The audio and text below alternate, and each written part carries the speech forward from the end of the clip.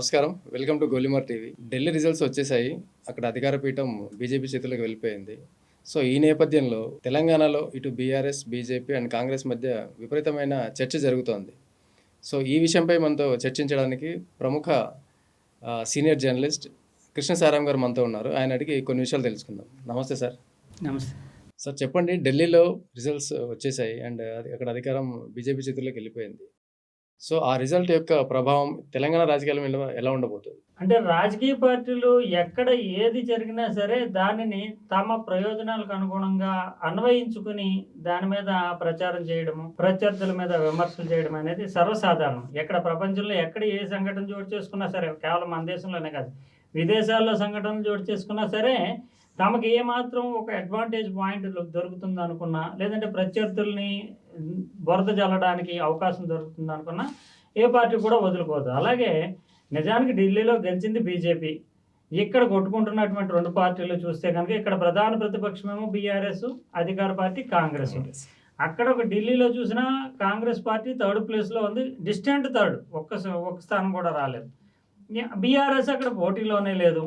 అయినా కూడా ఆ ఢిల్లీలో నెగ్గినటువంటి బీజేపీ ఎన్నికని దీంట్లో తీసుకుని తెలంగాణలో మాత్రం ఒకళ్ళ మీద ఒకళ్ళు దుమ్మెత్తి పోసుకుంటున్నారు.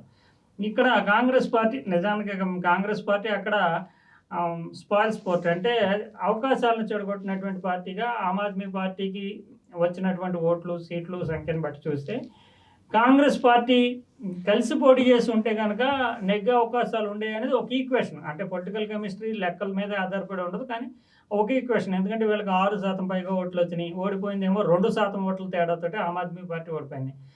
వీళ్ళిద్దరూ కలిసి ఉంటే కనుక నెగ్గుందరు అనేది ఒక ఈక్వేషన్. ఆ మేరకు బీఆర్ఎస్ కాంగ్రెస్ పార్టీని దుమ్మెత్తిపోస్తూ బీజేపీని మీరే నెగ్గించారు, బీజేపీతో కుమ్మక్క అవుతున్నారని అంటూ ఉంటారు కనుక బీజేపీని మీరే నెగ్గించారు, ఇక్కడ కాంగ్రెస్ పార్టీ అధికారంలో ఉంది కనుక కాంగ్రెస్ పార్టీ ఓడిపోయింది అని చెప్పడానికి, కాంగ్రెస్ పార్టీ ఎప్పుడూ కూడా మూడో పాత్రనే పోషిస్తుందని చెప్పడానికి, కాంగ్రెస్ని తిట్టిపోయడానికి, అందులోని రేవంత్ రెడ్డి వెళ్ళి అక్కడ ప్రచారం చేయడం, రేవంత్ రెడ్డి అక్కడ వాగ్దాన పత్రం విడుదల చేయడం, వీటన్నిటిని దృష్టిలో పెట్టుకుని కాంగ్రెస్ని తిట్టడానికి ఒక అవకాశం దొరికింది కదా అని బీఆర్ఎస్ ఇక్కడ దాన్ని ఒక పెద్ద రచకం చేస్తుంది. అదే సమయంలో చూస్తే కనుక బీజేపీ పార్టీ కూడా నిజానికి బీజేపీకి అంచనాలు చూసినా కూడా బీజేపీ కూడా కాంగ్రెస్ పని అయిపోయింది, కాంగ్రెస్ పార్టీది అనేది అక్కడ విమర్శలుగా చేస్తుంది. ఇంకోవైపు చూస్తే కనుక కాంగ్రెస్ నాయకులు కూడా ఆమ్ ఆద్మీ పార్టీ ఓడిపోవడానికి కారణాన్ని బీఆర్ఎస్ని చూపిస్తున్నారు. ఎందుకంటే ఆమ్ ఆద్మీ పార్టీకి తోటి అంటే కవిత లిక్కర్ స్కామ్లో ఉన్నారు. అసలు మొత్తం అరవింద్ కేజ్రీవాల్ భ్రష్టు పట్టడానికి, అరవింద్ కేజ్రీవాల్ ఈ కుంభకోణంలో ఇరుక్కోవడానికి, ఆమ్ ఆద్మీ పార్టీ ప్రజల్లో పలచనవడానికి, అవినీతి వ్యతిరేక ఉద్యమం చేసిన పార్టీ అవినీతిలో కూరుకుపోవడానికి, ఈ సిండికేట్కి మొత్తం అంతా కూడా బీఆర్ఎస్ లింకులే ఉన్నాయి. అందువల్లనే ఆమ్ ఆద్మీ పార్టీ ప్రజల్లో ఓడిపోయింది. అందుకు కారణము మీరే అంటూ బీఆర్ఎస్ని నిందించడానికి, అంటే ఆ కుంభకోణాన్ని వెలికి తీసి ఆ కుంభకోణాన్ని వేళ్ళకి చుట్టి మొత్తం మీద ఈ రెండు పక్షాలు కూడా ఎదుటి వాళ్ళని నిందించడానికి చూస్తున్నటువంటి పరిస్థితిగా మనకు కనిపిస్తుంది. ఒకళ్ళ మీద ఒకళ్ళు పై చేయి సాధించడానికి సంబంధం లేని ఢిల్లీని తీసుకొచ్చి అధికార ప్రతిపక్షాలు కొట్టుకోవడం అనేది కనిపిస్తుంది. కేవలం ఒక రాజకీయ ప్రచారానికి, రాజకీయ దుమారానికి దీన్ని ఒక అస్త్రంగా మార్చుకుంటున్నారని మనకు కనిపిస్తుంది. సార్, అయితే ఢిల్లీ ఎలక్షన్ రిజల్ట్ ఈ తెలంగాణలో ఈ మూడు పార్టీల్లో ఈక్వేషన్స్ని ఎలా మార్చబోతుంది? నిజానికి బీఆర్ఎస్, కాంగ్రెస్ ఒకళ్ళనొకళ్ళు దుమ్మెత్తి పోసుకుంటున్నారు. కానీ ఢిల్లీ ఎలక్షన్ ఇంకో కోణంలో చూస్తే కనుక ఇది అధికార ప్రతిపక్షాలకి ఒక వార్నింగ్ సిగ్నల్, ఒక హెచ్చరిక. బీజేపీ అనేది ఎదుగుతూ ఉంది. బీజేపీ దక్షిణ భారతదేశంలో చూస్తే కనుక దాని టార్గెట్ కర్ణాటక ఉంది. కర్ణాటకలో ఎప్పుడైనా నెగ్గగలిగిన గతంలో పరిపాలించారు. ఇప్పుడు కాంగ్రెస్ ఉన్నప్పటికీ కాంగ్రెస్లో ఉన్నట్టు మళ్ళీ అధికారంలోకి రాగలమనే నమ్మకం ఉంది. అటు ఆంధ్ర చూసినా, అటు తమిళనాడు చూసినా, కేరళ చూసినా, కేరళలో ఓట్ల సంఖ్య గట్ట పెంచుకున్నారు, ఒక సీటు తెచ్చుకోగలిగారు. కానీ తమిళనాడులో కూడా ఓట్ల సంఖ్య పెంచుకోగలిగారు. ఆంధ్రాలో కూటమిలో ఉన్నారు. ఇంకా వాళ్ళకి స్వతంత్రంగా అధికారంలోకి రావడానికి అవకాశం ఉన్నటువంటి ఈక్వేషన్స్, కెమిస్ట్రీ కుదిలేటటువంటి రాష్ట్రంగా తెలంగాణ మాత్రమే ఉంది.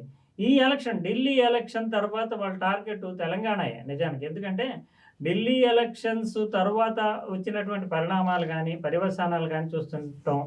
బీజేపీ ఇక్కడ దృష్టి పెడుతున్నటువంటి తీరుని కనుక గమనిస్తే అది కాంగ్రెస్ పార్టీకి, ఇద్దరు అధికార ప్రతిపక్షాలుగా వెళ్ళే ఉంటాం అనుకుంటున్నారు. కానీ కాంగ్రెస్కి, బీఆర్ఎస్కి ఒక చెక్ పాయింట్గా బీజేపీ స్ట్రాటజీ చూస్తే కనుక ఇక్కడ తెలంగాణలో చూస్తే ఖచ్చితంగా తెలంగాణలో బీసీ జనాభా, ఎక్కువగా కనిపిస్తారు. తర్వాత ఎస్సీ రిజర్వేషన్‌కి సంబంధించిన ఇష్యూ ఉంది. ఈ 2 ఇష్యూల్లోని పొలిటికల్ మైలేజ్ తీసుకోవడానికి చాలా బీజేపీ ట్రై చేస్తుంది. అటు బీసీ ఉద్యమ నాయకుడిగా పేరున్నటువంటి ఆర్. కృష్ణయ్యకి ఆంధ్ర నుంచి రాజ్యసభకు పంపించారు. అంటే బీసీలలో నుంచి తమ ప్రాతినిధ్యం పెంచుకోవాలి. ఎక్కడ ఎక్కువ బీసీల సంఖ్య ఉందిగా. ఇంకోవైపు చూస్తే కనుక ఎస్సీ రిజర్వేషన్‌లో మాలమాదిగ రిజర్వేషన్‌కి కేంద్రం సహకరించింది. వీళ్ళు చేశారు. అయితే ఆ మాదిగ రిజర్వేషన్ పోరాటాన్ని నడిపినటువంటి మందకృష్ణను బీజేపీకి సన్నిహితం చేసుకోవడం, పద్మశ్రీ ఇవ్వడం ఇటీవల కాలంలో చూస్తే కనుక ఈ ఎస్సీ రిజర్వేషన్‌కి సంబంధించి రాష్ట్రంలో రేవంత్ రెడ్డి ప్రభుత్వం నిర్ణయం తీసుకున్న దానిని వ్యతిరేకిస్తూ 9% కాదు మాదిగలకి ఉండేటటువంటి ఉపకోట 11కి రావాలంటూ మందకృష్ణ చెప్పడము. ఇక్కడ నిజానికి 16 లక్షల మంది మాలలు ఉంటే 30 లక్షల మంది వరకు మాదిగలు ఉంటారనేది ఒక సంఖ్య లెక్క. అందువల్ల మాదిగల్ని ఎక్కువ ఓటు బ్యాంక్‌ని తాము చేజిక్కించుకోవాలనే ప్రయత్నం బీజేపీలో కనిపిస్తుంది. ఇంకా మైనారిటీలకు సంబంధించి ముస్లిం మైనారిటీలకు సంబంధించి ముస్లింలు కాంగ్రెస్‌కి మద్దతు ఇచ్చారనేది గత ఎన్నికల్లో చెప్తున్నటువంటి వాస్తవం. సో మైనారిటీలు వ్యతిరేకంగా పోలరైజేషన్ అనేది ఉంది. అందువల్లనే బీసీలని తీసుకొచ్చి బీసీలలో మైనారిటీని తీసుకొచ్చి ఎలా కలుపుతారని బీజేపీ ఒక కొత్త ఎజెండాను లేవనెత్తుతుంది. ఈ రకంగా చూస్తే కనుక బీజేపీ తెలంగాణ మీద చాలా పెద్ద ఫోకస్ పెట్టింది. ఇక్కడ నుంచి బీసీ నాయకుడిని రాజ్యసభకు పంపడం కానీ, రిజర్వేషన్‌లో ప్రధాన పాత్ర పోషించినటువంటి మందకృష్ణ మాదిగని చేరువ చేసుకోవడంలో కానీ, మళ్ళీ ఇప్పుడు బీజేపీకి రాష్ట్ర అధ్యక్షుడు వస్తున్నారు బీసీని ఇవ్వాలనేటటువంటి కోణం కానీ, ఇవన్నీ చూస్తుంటే ఈక్వేషన్స్‌లో కాంగ్రెస్, బీఆర్ఎస్ కంటే కూడా పైచేయి సాధించడానికి పొలిటికల్ స్ట్రాటజీ చాలా ఎక్కువగా చేసుకుంటుంది. అందులోని ఇప్పుడు చూస్తే కనుక కాంగ్రెస్ పార్టీకి రెడ్డి కమ్యూనిటీ బలమైనటువంటి మద్దతుగా ఉంది. మనం ముఖ్యమంత్రిగా రేవంత్ రెడ్డి ఉన్నారు. ఇటు బీఆర్ఎస్‌కి చూస్తే ఉద్యమ పార్టీ. బీఆర్ఎస్‌కి నిజానికి వెలమ కమ్యూనిటీ మద్దతుగా ఉన్నప్పటికీ వెలమల జనాభా సంఖ్య రీత్యా వాళ్ళు సమాజాన్ని మొత్తాన్ని ప్రభావితం చేసి ఓటింగ్‌ని అటు ఇటు మార్చేసేటంత సంఖ్యలో లేకపోవడం వల్ల కులపరమైనటువంటి సమీకరణ అనేది బీఆర్ఎస్‌కి పెద్దగా లాభించే అవకాశాలు లేవు. అక్కడ బలహీనమే. అందుకనే ఉద్యమ పార్టీ, ఉద్యమము, తెలంగాణ అస్తిత్వమే బీఆర్ఎస్‌కి బలము. అందుకే కులపరమైన సమీకరణ కూడా కేసీఆర్ గతంలో ట్రై చేశాడు. ఎందుకంటే కురుమ, యాదవ, గొల్ల ఇటువంటి కమ్యూనిటీలకి గొర్రెలు, మేకలు పంపిణీకి సంబంధించినటువంటి సంక్షేమ పథకాలు కానీ, మత్స్యకారులకేమో మత్స్య సంక్షేమ పథకాలు కానీ, ఇంకోవైపు దళిత బంధు అంటూ ఎస్సీలో ఒక వర్గాన్ని అంటే కాంగ్రెస్ వైపు మొక్కుతారేమో వాళ్ళని ఆకట్టుకోవడానికి కానీ, అంటే కులపరమైనటువంటి మద్దతుకి కేసీఆర్ ట్రై చేశాడు కానీ అంత పెద్దగా ఫలించలేదు.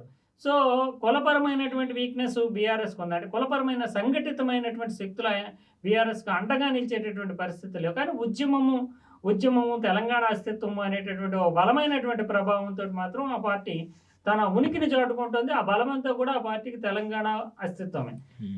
ఇంకా చూస్తే కనుక కాంగ్రెస్‌కి మాత్రం రెడ్డి కమ్యూనిటీ అనేటటువంటిది ఒక బలమైనటువంటి పాకెట్ ఆర్థికంగా కానీ ఇతరత్ర.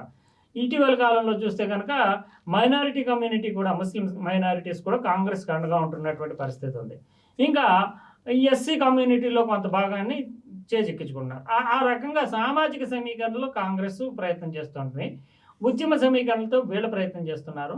వీళ్ళందరికంటే మించినటువంటి జనాభా సంఖ్య రీత్యా బీసీలు కానీ, మాదిగ కమ్యూనిటీని కానీ పెట్టుకుంటూ వాళ్ళ రిప్రజెంటేటివ్స్ ఉద్యమ నాయకుల్ని తమ వైపు తిప్పుకోవడం ద్వారా పైచేయి సాధించాలి ఈ 2 పార్టీల మీద అనేటటువంటి ఒక ఉద్యమ ఆలోచనతోటి బీజేపీ నడుస్తుంది. అందువల్ల ఈ 2 పార్టీలకి నిజానికి ఢిల్లీ ఎన్నికలు బీజేపీ అధికారం చెందించడం ఇదంతా ఒక నైతికమైనటువంటి అంశము. ఇక్కడ ఈ 2 పార్టీలకి కూడా బీజేపీ అనేది ఒక హెచ్చరికగా మారుతోంది. దానిని గుర్తించి ఈ 2 పార్టీలు ఏం చేసుకుంటాయి, ఫర్దర్ స్ట్రాటజీస్ ఏముంటాయి అనేది వీళ్ళు నిర్మించుకోవాలి. కానీ బీజేపీ ఇప్పటికే చొచ్చుకుపోతుంది రాష్ట్రంలో మూలమూలల్లోకి. ఈ లెక్కలు సామాజిక, సాంఘికమైనటువంటి సోషల్ ఇంజనీరింగ్ లెక్కలు కూడా బీజేపీ చాలా చేసుకుంటుంది. మతపరమైనటువంటి లెక్కలే కాకుండా సోషల్ ఇంజనీరింగ్ లెక్కలు, కులాలపరమైనటువంటి ఈక్వేషన్స్ కూడా బీజేపీ చాలా చేసుకుంటుంది. అందువల్ల ఈ 2 పార్టీలకి నిజానికి ఆ రకంగా చూస్తే కనుక బీఆర్ఎస్‌కి, కాంగ్రెస్‌కి కూడా బీజేపీ ఇక్కడ ఎదుగుతున్నటువంటి తీరును చూస్తే ఖచ్చితంగా అప్రమత్తమైతూ బీజేపీని ఎక్కడ కట్టడి చేయాలని ఆలోచించుకోకుండా వీళ్ళిద్దరూ పరస్పరం కలయించుకుంటే అది మూడో శక్తిగా బలమైనటువంటి ప్రత్యామ్నాయంగా మారేటటువంటి సూచనలు అయితే మనకు కనిపిస్తున్నాయి.